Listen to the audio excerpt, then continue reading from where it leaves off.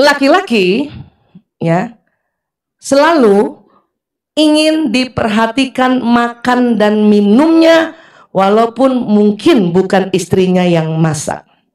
Karena memasak itu adalah bakat. Bakat memasak ada pada pria, ada pada wanita. Ada wanita yang punya bakat masak, oh itu bersyukur banget, Masya Allah. Ada wanita yang bakat memasaknya sangat terpendam.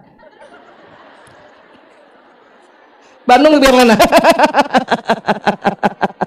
Ada sama. Saya yang nomor 2 tadi. Sangat terpendam. Saking sangat terpendam, kadang-kadang Allahu Akbar, masak air lupa, hangus. Gara-gara ada telepon lah, ada ini. Maka suami saya yang bijaksana sekali, itu yang saya juga senangi tadi, termasuk di 5 tadi. Dari awal dia sudah bilang, pokoknya kamu, saya tahu kamu bakat memasaknya sangat terpendam. Maka yang penting ada makanan, kamu temani saya makan. Udah gitu aja. Apakah makanan ini dikirim oleh sepupu saya, tante saya, adik saya, atau sekarang Masya Allah ya, tinggal pesan. Pokoknya ada di meja makan. Ya, paham tentang ini Bu? Ya. Di kota besar, banyak sekali yang Bu Isa dapat menerima komentar-komentar istri apa? Percuma Bu Isa disiapin makan, dia nggak makan. Dia udah makan di luar. Sebetulnya tidak percuma. Tidak percuma. Siapkan aja makan. Masalah dia mau makan atau tidak bukan urusan istri. Istri punya peran menyiapkan makanan. Ya. Kenapa? Karena memang otak laki-laki pusat makan minumnya lebih lebar dibanding perempuan. Persis di tengah sini. Pegang dulu. Ini Bu, di atas alis di tengah sini. Ibu bayangin, di atas alis di tengah nih, persis di tengah sini, ada bentuk segitiga. Bisa nggak bayangin? Nah, itu namanya hipotalamus. Hipotalamus 2,5 kali lebih lebar dari perempuan. Salah satu fungsinya adalah pusat makan dan minum. Makanya laki-laki ya makan minumnya harus terpenuhi. Makanya coba perhatikan mulai sekarang, bapak-bapak itu kalau datang setelah dia taruh barang-barangnya di mejanya, dia akan ke meja makan, buka tudung saji. Anak laki juga begitu. Masak apa Bu? Bu ada makanan apa Bu? Bu bawa apa Bu? Itu. Ya, iya, makanya. Pokoknya ibu siapin aja. Nggak usah banyak-banyak jenisnya, ya 2 jenis lauk aja mungkin laki-laki udah seneng. Walaupun dia nggak makan karena memang dia sudah makan, waktu buka tudung saji itu telah memenuhi kebutuhan hipotalamusnya. Oh, Masya Allah. Dia tutup lagi. Jangan buru-buru disimpan kalau dia masuk kamar. Siapa tahu mandi dulu baru makan. Kalau kita lihat dia sudah mandi, kemudian juga sudah tidur, ya sudah. Masukin aja kulkas. Besok panasin lagi. Paham ya Bu? Jadi sekali lagi hindari pemikiran bahwa percuma saya siapin makanan atau masakin makanan, dia nggak makan. Tolong hindari itu, tolong hindari itu. Ya, saya juga dulu salah. Karena yang saya bicara ini adalah pengalaman saya yang dulu selalu berpikir perempuan kota mengatakan percuma masaknya nggak makan, enak dia makan. Nah, ibu-ibu kalau udah julid jelek mukanya, udah julid dan jutek kok, itu, udah jelek muka kita wah. Ya, ngerti ya? Oke. Kemudian kalimat-kalimat misalnya seorang istri WA suami, ayah udah makan, itu cocok dengan otaknya, ya. Kali ini saya memang nggak pakai slide karena takutnya juga nggak kelihatan. Tapi itu tadi coba bayangkan di sini ada di dalam tuh ada segitiga ya namanya hipotalamus persis di sini. Ya, pertemuan 2 alis. Ada 2 organ di situ, ya, kelenjar pituitari dan hipotalamus. Dia bersusun seperti itu. Hipotalamus laki-laki 2,5 kali lebih lebar. Paham ya? Nah, jadi hindari berpikir seperti itu. Karena itu yang bikin kadang-kadang suami kecewa, anak laki-laki kecewa bila pulang ke rumah meja makan kosong sama sekali. Itu kecewa. Ya, kecewa. Walaupun kadang sudah disiapkan, anak laki bilang, ibu aku boleh tambah makanan ini, boleh nak, boleh nak, boleh. Ya, karena kadang-kadang anak sekarang masing-masing keinginannya beda ya, boleh nak, boleh nak, tapi buka dulu, ada dulu di situ. Ya, paham tentang ini. Jadi kedua apa? Laki-laki harus perhatikan makan dan minumnya. Ya. Ketiga, laki-laki perhatikan tidurnya. Apa Bu? Tidurnya. Karena hipotalamus juga pusat tidur. Laki-laki pusat tidurnya 2,5 kali lebih lebar dari perempuan. Maka jangan heran ibu lagi ngobrol-ngobrol di tempat tidur, orang bilang piloto, belum selesai ibu ngobrol, suami tidur. Kayak gitu, Bu. Jangan merasa, oh, dia udah gak mau ngomong sama aku.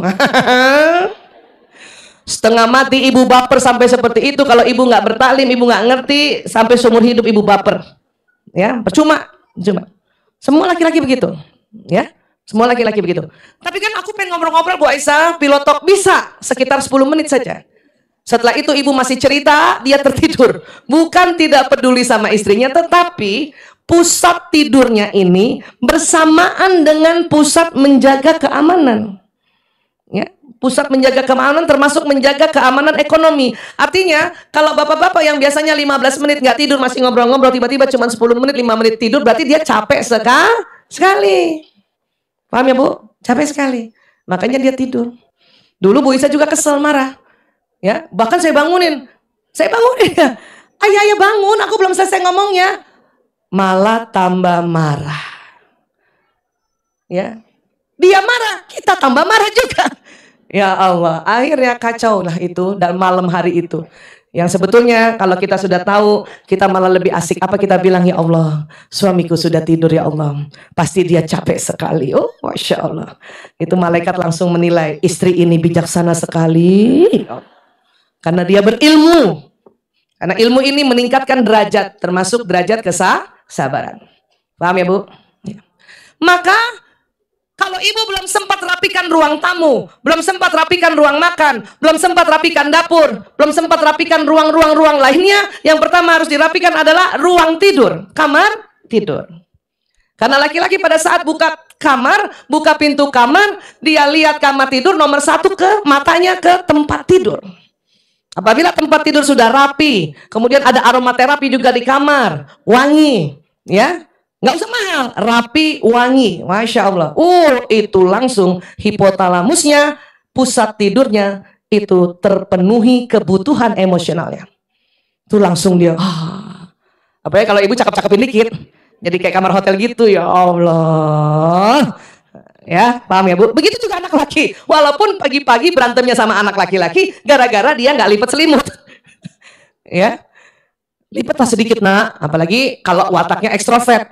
Itu beda dengan watak introvert yang nggak usah diajarin, dia otomatis melipat. Anak saya yang pertama, Mas Lanang, ekstrovert. Saya setiap hari misalnya, nak lipat selimutnya. Apa dia bilang? Nggak usah lah, Bu, ntar malam dipakai lagi. Ada anak ibu begitu. Itu berarti anak ekstrovert itu, Bu. Nggak usah ibu bertanduk juga. Ya. Dia lipat pun cuma diuyul-uyul. Tapi akhirnya ya. Akhirnya saya suka bilang sama anak saya yang ekstrovert, karena dalam ilmu watak ekstrovert akan bertemu pasangan introvert. Saya cuma bilang sama anak saya yang ekstrovert, Mas Lana, rapi sedikit, nak. Karena pasti istrimu orang rapi. Kalau kamu nggak belajar rapi sedikit, stres istrimu, nak. Jadi bawa-bawa istri. Nama istri ya, ya diuyul-uyul. Uniknya orang ekstrovert nggak bisa menemukan ujung ketemu ujung. Aneh itu. Ya karena dia mau buru-buru, Bu. Ya, ibu-ibu siapa kalau ngerapin selimut rapi banget? Yang ujung ketemu ujung. Bahkan mbak di rumah pegang. Kayak lipat. Kayak lipat benda pusaka. Paham ya, Bu? Tapi dia selalu mau ini anak-anak pas pulang sekolah, pulang kuliah, buka kamar, tempat tidurnya udah rapi. Ini anak laki. Paham ya, Bu? Mau nggak mau ibu harus rapiin juga. Nggak usah juga ibu mengatakan biarin. Siapa suruh dia ngarapin sendiri? Takutnya dia nggak betah di rumah, nggak betah di kamarnya. Paham ya, Bu? Iya, oke? Ibu juga sebagai teman tidur harus rapi, cantik, glowing, bibir merah, ya, wangi, penting itu wangi. Sunnah kita pakai wangi-wangian, kalau perlu dari ujung rambut sampai ujung kaki apabila ingin tidur bersama suami. Ya, paham ya, Bu? Iya, wangi. Sekali lagi ingat, laki-laki tengah malam terbangun. Laki-laki tengah malam sering terbangun. Untuk maaf, buang air kecil. Makin umur, makin lagi sering bangun. Tapi ketahuilah, pada saat suami terbangun, dia akan lihat sekilas wajah istrinya. Makanya mengapa kita perlu cantik, glowing, bibir merah pada saat tidur. Dan wangi supaya suami sebelum buang air kecil, dia lihat sekilas wajah istrinya. Masya Allah. Tuh istri cantik. Bibirnya merah. Walaupun agak nganga-nganga dikit.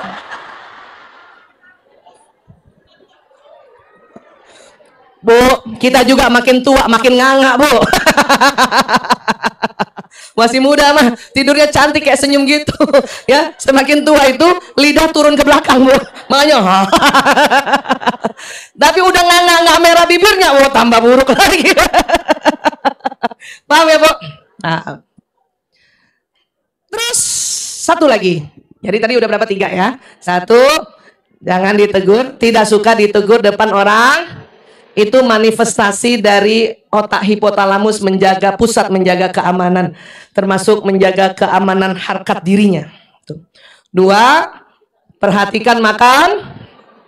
3, perhatikan tidurnya, tempat tidurnya, dan istri sebagai teman tidur.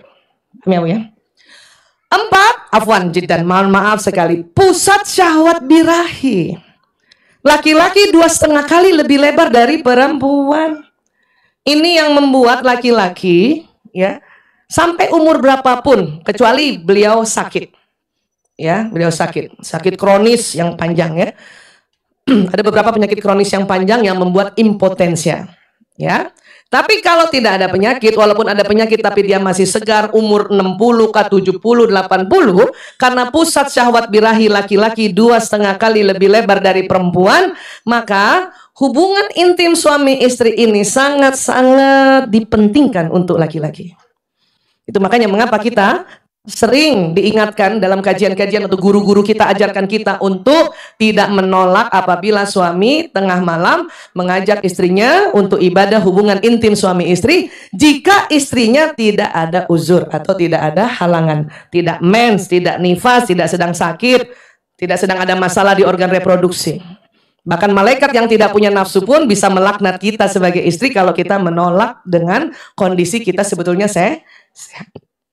Tapi banyak ibu-ibu mengatakan, ya Aisyah, dia enak udah tidur duluan. Kita baru aja tidur, udah bangunin kan gitu. Ibu, tidurnya perempuan itu karena pusat tidurnya lebih kecil daripada laki-laki. Ketahuilah, otak perempuan itu kalau yang kita sebut bahwa, aduh saya kok nggak bisa tidur lelap, begitulah perempuan tidur. Perempuan tidur itu beda sama laki-laki. Laki-laki waktu tidur, ya, otak ini ada listriknya. 70% aktivitas listrik otak dari laki-laki itu mati, 70%. 30% nyala. Perempuan tidur 90% listrik otaknya nyala. 90%. Berarti yang mati berapa persen? Maka perempuan tidur tetap mendengarkan apa yang terjadi di dalam kamar itu. Dengkuran suami kita dengar. Bahkan dengkuran diri sendiri aja kita dengar, Bu. Ya, anak tengah malam ketok doang gitu, dengar. Makanya buat ibu-ibu muda yang anaknya masih kecil dan tidur bersama, kemudian tengah malam bangun nangis, ibu bangun, bapak nggak bangun, itu fitrah kita, Bu. Perempuan tuh tidur jarang lelap sekali, cuma 2 bulan sekali atau 3 bulan sekali perempuan lelap sekali. Itu pun udah capek banget. Ya, perempuan tidur itu memang dengar semuanya. Jadi kalau ibu merasa, aku kok nggak tidur ya tadi malam, tidur, Bu. Cuman memang listrik ibu nyala. Listrik otak ibu 90% nyala. Itu perempuan. Laki-laki, berapa yang mati? 70% mati. 30% nyala. Nah, 30% otak laki-laki yang menyala itu bukan untuk mendengarkan sekeliling atau dalam ruangan. Untuk mendengarkan di luar ruangan malah. Bahkan di luar rumah. Cuman sayangnya sekarang kamar tidur pakai AC, makanya kedap. Paham ya, Bu? Saya dulu waktu di Jogja, waktu pertama kali menikah, ya kos di Jogja karena masih juga koas, kamarnya nggak pakai AC. Jadi waktu anak pertama saya lanang nangis, saya terbangun, bapaknya nggak bangun.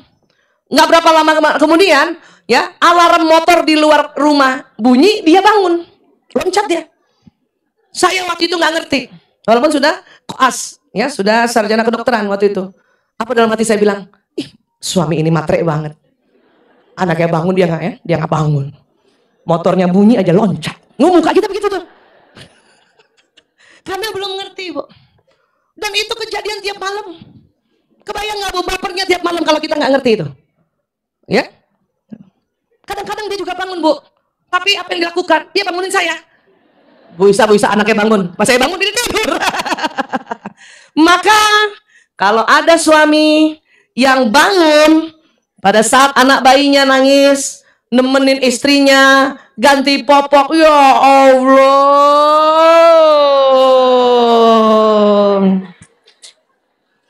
Tuh suami luar biasa. Pasti rajin taklim tuh suami. Tapi anaknya nangis kenceng, ibu yang bangun, bapaknya nggak bangun, itu biasa. Paham tentang ini? Ah, Masya Allah. Ngerti ya? Karena berantemnya kita suami istri gara-gara ini saja. Paham?